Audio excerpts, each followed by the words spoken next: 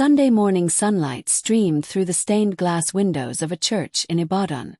Everyone turned as 16-year-old Tunde Adeyemi stormed out of his seat. "You can't keep controlling my life," he shouted at his father. Chief Adeyemi, a wealthy businessman, looked embarrassed. "Tunde, sit down. No, you treat me like a stranger. Sometimes I feel like I don't even belong in this family." The congregation whispered. No one knew how true those words were. Chief Adeyemi and his wife Mornike were one of the most respected couples in town.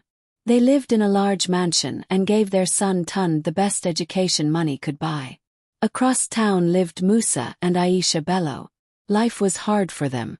Musa repaired motorcycles while Aisha sold vegetables in the market. Their son, Emeka, helped after school and never complained. Though poor, the Bellos were known for their love and unity. For years, strange differences bothered both families. Tunde was calm, humble, and preferred simple living despite growing up wealthy. Emeka was ambitious, confident, and seemed naturally drawn to leadership. People often joked, maybe these boys were exchanged at birth. Everyone laughed. But deep inside, the mothers felt uneasy. One day, Tunde's school announced a genetics project. Students were encouraged to compare family DNA traits.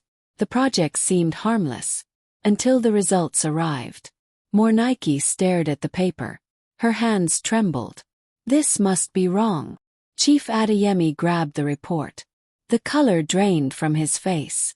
According to the test, Tunde was not biologically related to either of them. The family immediately ordered a professional DNA test. Days later, the results confirmed the unimaginable. Tunde was not their son. Someone had made a terrible mistake 16 years earlier. Mornike collapsed into tears. "My baby. Where is my real baby?"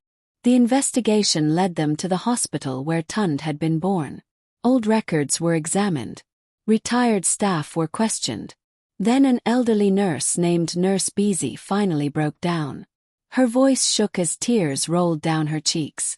"I have carried this guilt for years." The room froze. That night, 2 boys were born minutes apart. There was a power outage. In the confusion, I accidentally switched the identification tags. Silence. The mistake had changed 2 lives forever. Further DNA testing revealed the truth. Emeka Bello was the biological son of Chief and Mrs. Adeyemi. Tunde was the biological son of Musa and Aisha Bello. The families were devastated. Aisha cried uncontrollably. "My son. All these years he was right in front of me and I never knew." Mornike wept.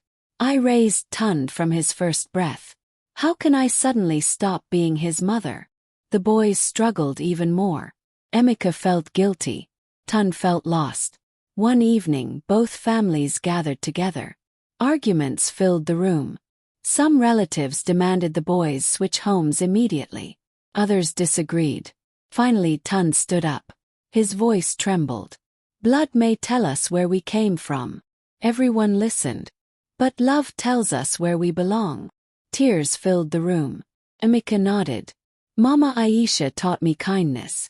Baba Musa taught me hard work. Nobody can take that away." Chief Adeyemi wiped his eyes. Musa looked at him and smiled sadly. For the first time, the 2 fathers embraced. Instead of separating the boys, the families chose a different path. They remained one extended family. Birthdays were celebrated together. Holidays were shared. The boys gained not one family but 2. The painful truth that almost destroyed them became the bridge that united them. Years later, both young men stood side by side at Emeka's university graduation. The crowd applauded. Not because of wealth, not because of success, but because love had triumphed over pain. Moral lesson: family is not built by blood alone. The people who love you, sacrifice for you, and stand beside you during life's hardest moments become family too. Truth may hurt for a season, but when met with forgiveness, it can heal generations. Never underestimate the power of love to unite what destiny has separated.